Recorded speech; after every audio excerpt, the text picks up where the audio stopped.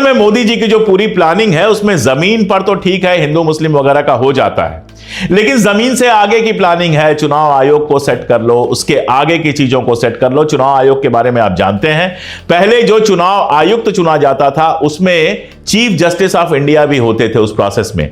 अभी chief justice of India को बाहर कर दिया गया, उनकी जगह पर लाया गया अपने एक मंत्री को, ताकि सरकार मनमाना चुनाव आयुक्त तय कर सके। और राजीव कुमार जैसे चुनाव आयुक्त सामने आते हैं जो कोई भी सवाल पूछने पर शेर सुनाते हैं। चुनाव आयोग का एक खेल सामने आया था महाराष्ट्र में, जिस पर राहुल गांधी ने विस्तार में बात की थी, और दूसरा खेल आया है बंगाल में, जहां एक ही ईपीआईसी नंबर पर, एपिक नंबर पर 25,000 लोगों के वोट रजिस्टर्ड हैं और चुनाव आयोग कह रहा है कि जांच कराएंगे। तो एक तो चुनाव आयोग को सेट कर लो। दूसरा, अगर आप सोचिए कि लोकसभा और विधानसभा की जो सीटें होती हैं उनको ही ऐसे एडजस्ट कर दिया जाए कि भारतीय जनता पार्टी के लिए आसान हो जाए। मतलब मान लीजिए कोई एक सीट है जिसमें 40% मुसलमान हैं, उसमें से 20% को हटाकर एक ऐसी दूसरी सीट के साथ जोड़ दीजिए जहां पर 2-3% मुसलमान हैं, तो वैसे ही उनके वोट इतने कम हो जाएंगे कि ऐसे जीत सकते थे वैसे नहीं जीत पाएंगे। परिसीमन यही खेल तो करता है।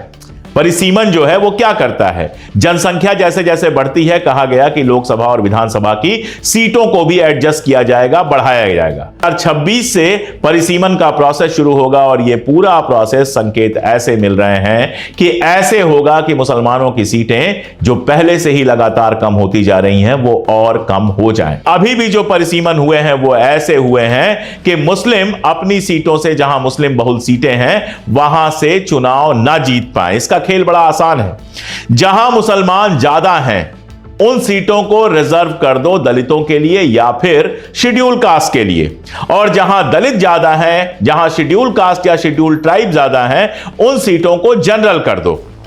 यानी दलित जीते, लेकिन वहां से जीते जहां पर उसकी बहुसंख्या ना है, यानी सवर्णों के समर्थन से किसी तरह से चुनाव जीत जाए और उसके बाद उनके लिए ही उसको काम करना पड़े। जबकि जहां दलित बहुल है वहां पर सीट को अनरिजर्व कर दो। ऐसे ही मुस्लिम के साथ खेल है, दलितों के साथ तो फिर भी है कि कम से कम रिजर्वेशन मिलता है, तो इस सीट से नहीं उस सीट से जीत जाएंगे, संसद में कम से कम दिखाई देंगे। मुसलमानों के लिए तो कोई रिजर्वेशन है नहीं, तो जिन सीटों पर मुसलमानों के जीतने की संभावना है उन सीटों को या तो रिजर्व कर दो या ऐसे बांट दो कि वहां पर मुसलमान कभी जीत ना पाए।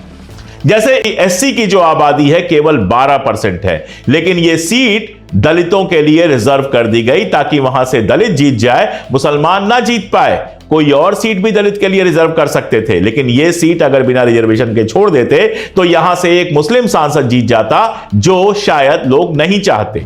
एक और एग्जांपल दे देता हूं। इसके अलावा इन सीटों को अगर छोड़ दे तो हस्तिनापुर, बलरामपुर, फरीदपुर, पूरनपुर, धारावी जैसी विधानसभा की ढेरों ऐसी सीटें हैं जो मुस्लिम बहुल हैं, लेकिन उनको रिजर्व कर दिया गया ताकि यहां से मुसलमान न जीत पाए। बिहार के सीतामढ़ी की बाजपट्टी की सीट हो या भोपाल की नरेला की सीट हो, विधानसभा में ऐसी तमाम सारी सीटें हैं जहां मुस्लिम समाज का बहुमत है, लेकिन वो सीटें रिजर्व कर दी गई हैं। आप बताइए ये खेल क्या है?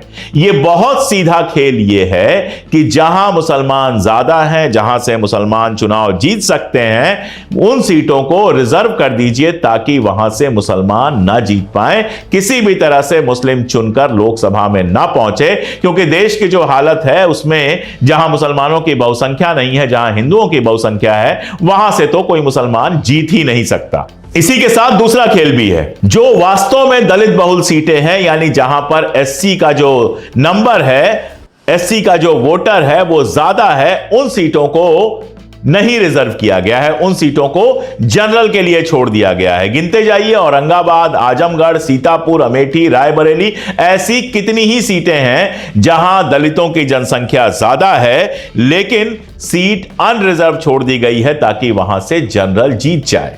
आप अगर नंबर जानना चाहते हैं, में आदिवासियों की संख्या सिर्फ 13% है, उसको रिजर्व किया गया है, लेकिन रांची की सीट जनरल को जाती रहे, रांची की सीट पर आदिवासी ना जीत सके, इसलिए 29% होने के बाद भी रांची की जो सीट है वो आदिवासियों के लिए आरक्षित नहीं की गई है। यह पूरा खेल आपकी समझ में बहुत कायदे से आ रहा होगा।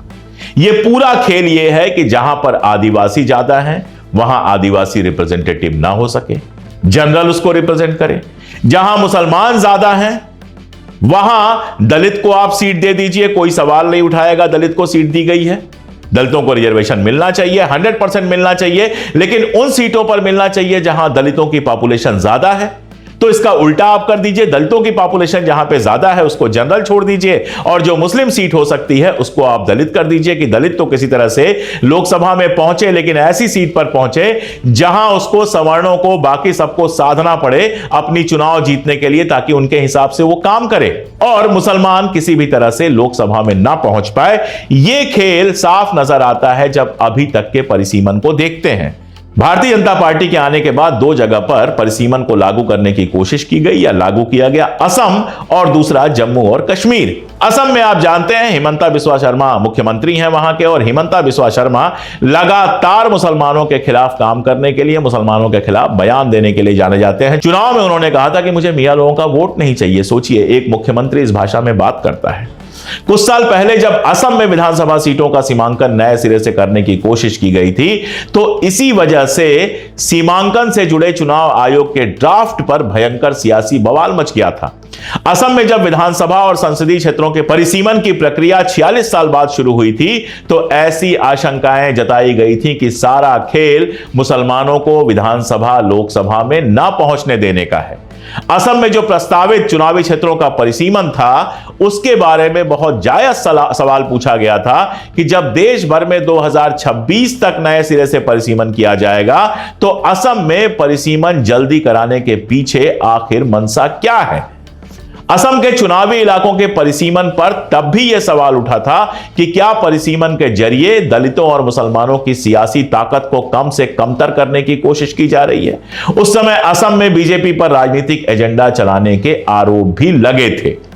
तर्क यह दिया जा रहा था कि अगर सत्ताधारी बीजेपी ने अभी तक असम में एनआरसी का कोई समाधान नहीं निकाला है, तो परिसीमन का काम कैसे शुरू हो सकता है।